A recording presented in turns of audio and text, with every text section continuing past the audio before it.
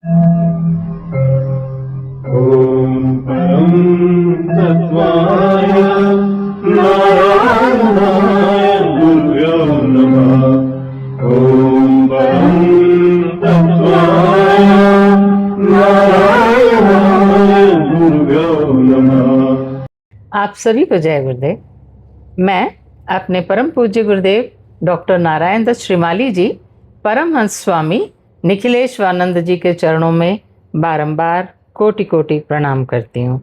मैं उनसे प्रार्थना करती हूँ कि आज के इस कार्यक्रम में वो यहाँ पर उपस्थित रहें और जिस तरह का कार्यक्रम वो बनवाना चाहते हैं वैसा ही बनवाएं।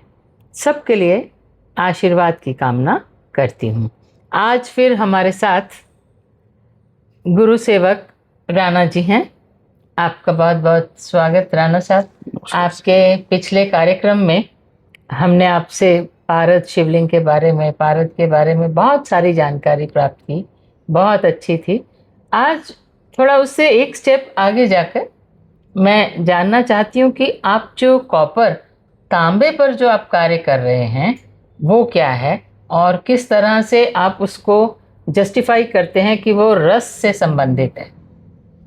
सर्वप्रथम मैं पूज्य गुरुदेव को प्रणाम करने के बाद अपनी गुरु बहन का धन्यवाद करता हूँ कि इन्होंने मुझे अपनी बात रखने का ये अवसर ये तो गुरुदेव की क्रिया है, हमारा कुछ नहीं है इसमें। इसमें क्या है कि जो आप कॉपर के विषय में बात कर रहे हो, वो हमारे एक पंकज भैया हैं, वो भी गुरुदेव के शिष्य हैं। वो बेसिकली हरिद्वार से हैं। अच्छा। और उनका रुद्राक्ष का बहुत बड़ा काम है। शिव रुद्राक्ष और त्रिदेवा ब्लेसिंग के नाम से उनकी बहुत बड़ी फर्म है। अच्छा। और वो भी रसायन शास्त्र के ऊपर बहुत ज़्यादा रिसर्च करते हैं। अच्छा। हम दोनों ने मिलकर के कॉपर के ऊपर इस प्रकार का एक रसायन शास्त्र के अकॉर्डिंग एक संस्कार किया कि जिसमें कॉपर में, जैसे हमारी बॉडी में रोम होते हैं, कॉपर में भी रोम पैदा हो गई। और उस कॉपर की बनी हुई कोई मूर्ति अगर हो, उसमें अगर हम गंगा जल डालेंगे तो वो गंगा जल उस मूर्ति में अब्जॉर्ब हो जाएगा। अच्छा। और अगर मान लीजिए हम कोई परफ्यूम, उसमें जैसे कोई सुगंधित इत्र होता है चंदन का या गुलाब का, अगर हम मूर्ति में उसमें अगर परफ्यूम डालेंगे तो वो आपकी आंखों के सामने वो पूरा का पूरा परफ्यूम मूर्ति के अंदर समा जाएगा। अच्छा। और उसमें से फ्रेग्रेंस आती रहेगी।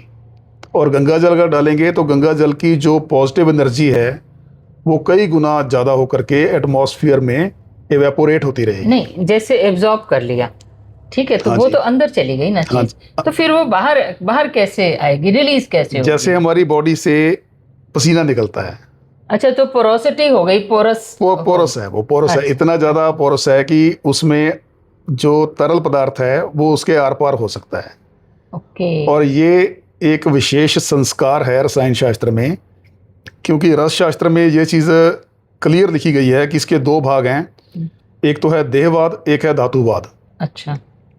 धातुवाद में क्या होता है कि आप ऑर्डिनरी मेटल को पारद की मदद से गोल्ड में कैसे कन्वर्ट कर सकते हैं, ये है धातुवाद। ठीक है। उसमें क्या रहता है कि अगर 18 संस्कार किया हुआ पारद, जिसको कि गुरुदेव ने पारस भी पारस पत्थर वर्णन किया है, हाँ। पारस पत्थर के तौर पर, हाँ। वो अगर पारस पत्थर अगर इस कॉपर के साथ, जिसमें से तरल पदार्थ आर पार हो सकता है, के साथ अगर टच किया जाए तो वो पूरा का पूरा गोल्ड में कन्वर्ट हो जाएगा।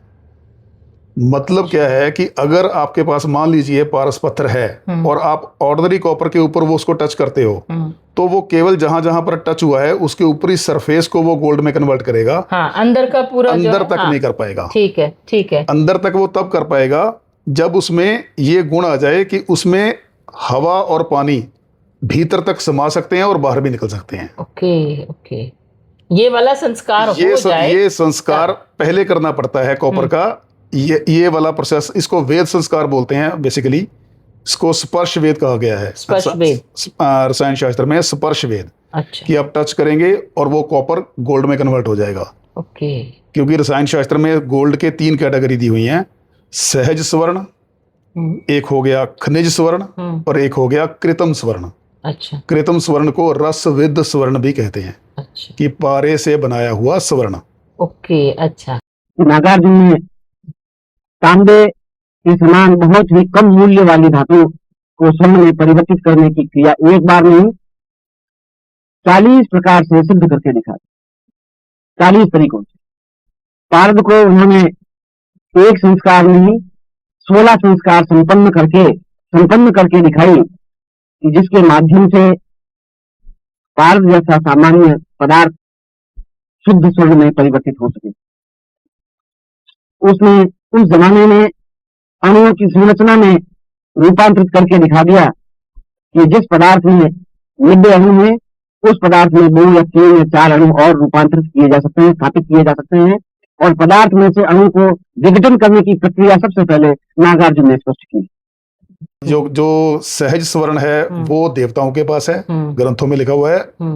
रस तरंगिणी नाम का ग्रंथ है, उसमें यह स्पष्ट रूप से लिखा हुआ है। सहज स्वर्ण देवताओं के पास है, खनिज स्वर्ण वो है जो हम धरती से निकालते हैं, उसका यूज करते हैं। ठीक है। और कृत्रिम स्वर्ण वो है जो कि रस जो पारद की मदद से हमने बना लिया। और इन तीनों में सबसे उत्तम रसविद स्वर्ण ही है। अच्छा। जो आज के समय में लोगों को आता नहीं है, उपलब्ध नहीं है। हाँ। तो ये हमने उसकी मूर्ति बनाई है। हमने ध्यान शिव की मूर्ति बनाई है। उसके अलावा हमने श्री यंत्र बनाए हैं। माता श्री यंत्र बनाए हैं कॉपर के। अच्छा। उसके अलावा बजरंग बली जी की मूर्ति बनाई है। उसके अलावा सब में यही पोरोसिटी है? सब में यही है। तो श्री यंत्र है जैसे, हाँ जी, उसमें अगर आपने ऐसे कोई पानी डाला है या गंगा जल डाला है तो उससे वो बेसिकली लक्ष्मी के लिए है। बिल्कुल। तो उससे क्या इफेक्ट पड़ेगा लक्ष्मी के प्राप्ति में? मतलब एक तो कॉपर अपने आप में ही पवित्र है, पहली बात। ठीक। अब श्री यंत्र मार्केट में जैसे पीतल के मिलते हैं। पीतल क्या है? Copper plus zinc. रसायन शास्त्र में एक बात मैं क्लियर कर दूं कि कोई भी ऐसी मेटल जो हाथ को काला करती हो वो अशुद्ध मानी जाती है। अगर पीतल की कोई आप मूर्ति की पूजा करते हो तो अकॉर्डिंग टू हमारे शास्त्र के आप अगर देखोगे तो उसकी पूजा करने का कोई फायदा नहीं होगा। शुद्ध धातुएं कौन सी होती हैं जो हाथ को काला नहीं करती? जैसे चांदी, सोना, तांबा। ठीक है। तांबा कभी हाथ को काला नहीं करता। लेकिन इन तीनों में चांदी, सोना और तांबा में सबसे पहला स्थान तांबे को प्राप्त है। अच्छा। क्योंकि तांबे को ये एक वरदान है कि तांबे में कलयुग का वास नहीं हो सकता। ओके। जब ये इस सृष्टि में जब कलयुग का आरंभ हुआ था तो सोने में कलयुग का वास है। सोने और चांदी के लिए तो कत्ल भी हो जाते हैं, लड़ाई झगड़े हो जाते हैं, लेकिन तांबे के लिए नहीं होते। सभी जितने साधु संत होते हैं उनके पास जो कमंडल होते हैं वो तांबे के ही होते हैं। और तांबे का आयुर्वेदिक महत्व भी है। कि तांबे का अगर आप जल पीते हो तो आपको बीमारियों से बचाता है। हाँ, वो कहते हैं ना रात को तांबे के बर्तन में रख दिया। बिल्कुल। क्योंकि तांबा अपने आप में बहुत पवित्र और जागृत धातु है, पहली बात तो। और हमने जो श्री यंत्र बनाया है उसकी ज्योमेट्री इतनी ज़्यादा एक्यूरेसी के साथ हमने बनाई है कि उसका जो डिज़ाइन बनाया हमने 3D मॉडलिंग से उसका डिज़ाइन बनाया CNC से, और फिर हमने उसका मोल्ड बनाया। और अब उसकी ज्योमेट्री अगर आप देखेंगे तो वह एकदम शार्प एजेस आपको मिलेंगे। एक भी कोण किसी भी डिग्री से आपको हिला हुआ नहीं मिलेगा। और उसकी ज्योमेट्री पहली बात तो एक्यूरेट हो गई और पवित्र धातु हो गई। और उसमें पवित्र आपने गंगा जल डाल दिया और वो गंगा जल धीरे धीरे उसमें से एवेपोरेट हो रहा है। तो श्री यंत्र की तो एनर्जी है ही, साथ में गंगा जल की एनर्जी भी साथ में मिक्स होके वो इतना ज्यादा डिवाइन इफेक्ट देगा कि आपके घर का एकदम पूरा वातावरण ही उससे एक चेंज हो जाएगा। और हमारा कॉपर जो है वो भी एकदम शुद्ध है। और वो कॉपर इतना ज्यादा प्योर है कि अगर उस कॉपर की औषधि बना करके, जिसको कोई जानकार कोई व्यक्ति हो, उस कॉपर की अगर भस्म बना करके किसी को बीमार व्यक्ति को अगर कोई खिलाए तो उसके हजारों रोग दूर हो सकते हैं। अच्छा। वो इतना प्योर हो चुका है, उसमें कोई भी विष दोष होता है कॉपर में वो उसमें नहीं है। और उसकी हमने कई प्रकार की आइडल्स बनाए हैं। अभी मेरी ये दिली इच्छा है, मेरी और पंकज भैया की, कि हम पूज्य गुरुदेव की ये जो फोटो आप देख रहे हो, इसी स्वरूप में 3D में हम तकरीबन 4 से 5 इंच के साइज में हम ये मूर्ति बनाएंगे। बहुत अच्छा। और जो गुरुदेव के जो अनुयायी हैं, जो भक्त हैं, जो साधक हैं, उनकी इच्छा फुलफिल हो, उनको संतुष्टि मिले, इसके लिए हम ये भी बनाने का प्रयास करें। ये तो बहुत अच्छा विचार है आप लोगों का। आप ट्राई कीजिए इसके लिए। बिल्कुल बनाएंगे जी, जरूर। गुरुदेव की कृपा से जब ये कृपा इनकी होगी तो ये जरूर बनाएंगे। मेरा पूरा प्रयास है। Very good, very good.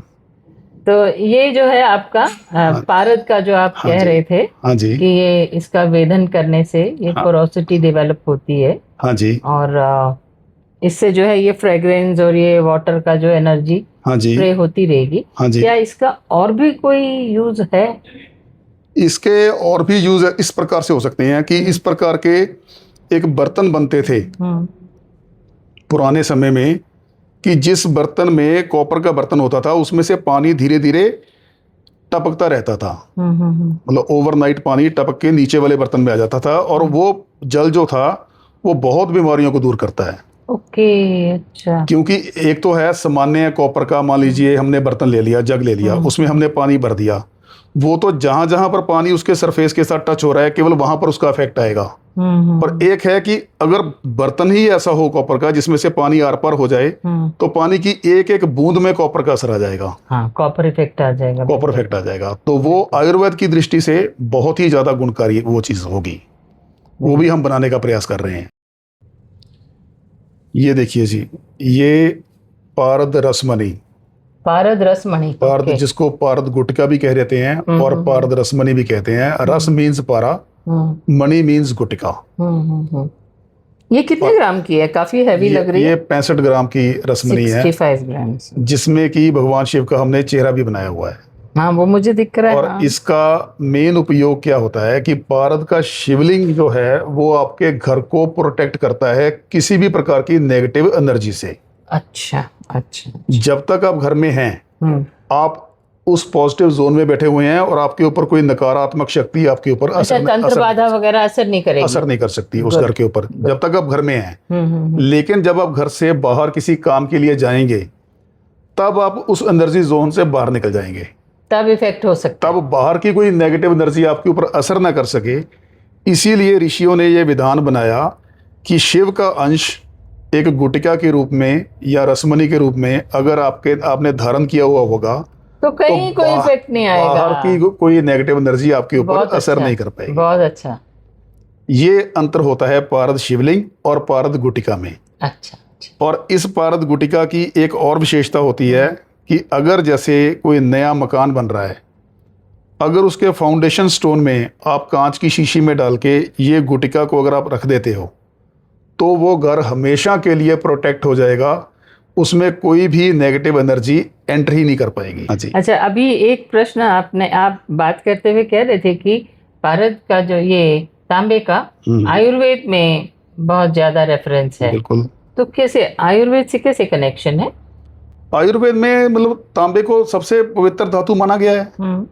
Main प्रधान द्रव्य तो पारा है आयुर्वेद का, लेकिन तांबे को पहले तो विष माना गया है इसको। ये वासु की नाग का सत्व है जो तांबा है, इसमें विष होता है, लेकिन जब इसका शोधन कर दिया जाए और इसके संस्कार कर दिए जाएं, तो फिर ये अमृत बन जाता है। फिर इसकी भस्म बनती है जो कि बड़ी बड़ी फार्मेसियां बनाती हैं। अच्छा। वैद्यनाथ हो गया, डाबर हो गया, पतंजलि हो गया। अच्छा। ये भस्में बनाती हैं कॉपर की। अच्छा। और वो भस्म जो होती है वो अलग अलग बीमारियों में अलग अलग औषधियों के साथ मिक्स करके दी जाती है। आपका बहुत ही अच्छे विचार, बहुत ही अच्छा इन्फॉर्मेशन हमें मिला, इसके लिए आपका बहुत बहुत धन्यवाद। और मैं इसके साथ ही सबको जय गुरुदेव कहती हूँ।